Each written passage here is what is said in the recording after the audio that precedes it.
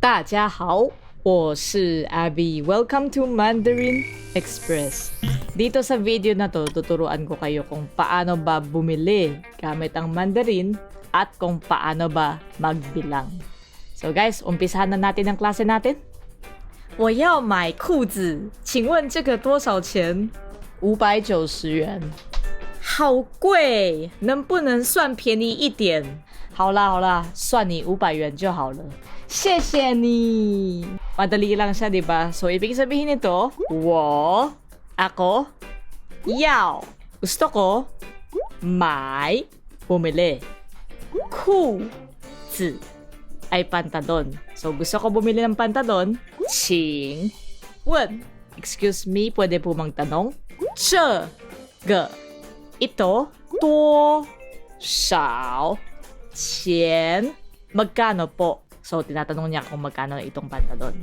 So, dito, 590元.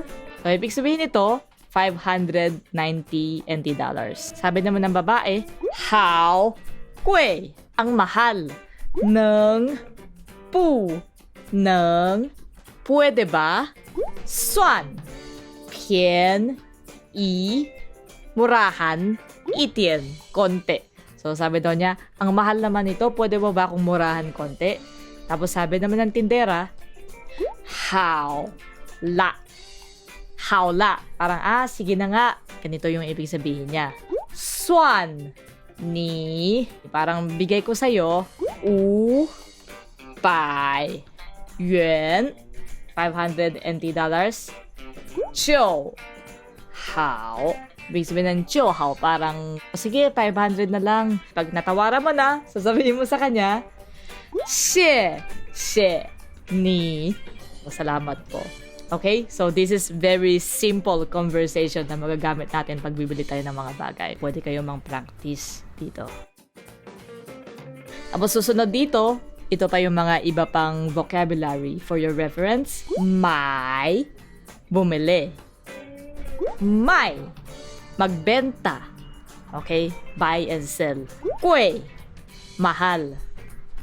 便宜, mura. Tapos susunod, yuan, NT dollars. 衣服, damit. Tapos susunod naman, 裤子, pantalon. Tapos, 东西, ibig sabihin nun mga bagay-bagay. Tapos, 食物, pagkain. Okay, food, 食物. Paano bang bilang? May bigay lang ako ng mga basic. 1, 2, 2, 3, 3, 4, 4, 5, 5, 6, 6, 7, 7, 8, 8, 9, 9, 10, 10. Tapos pag 0 naman, ling. Diba? Very simple. Tapos susunod naman pag hundreds, pai. Tapos pag thousand, chen. Pag 10,000, 1. So, kamusta naman yung klase natin today? Di ba madali lang mangbilang at bumili ng bagay? Kung gusto niyo po tong video natin, please subscribe my channel and follow my Instagram. Maraming salamat po. Xie xie. Bye-bye.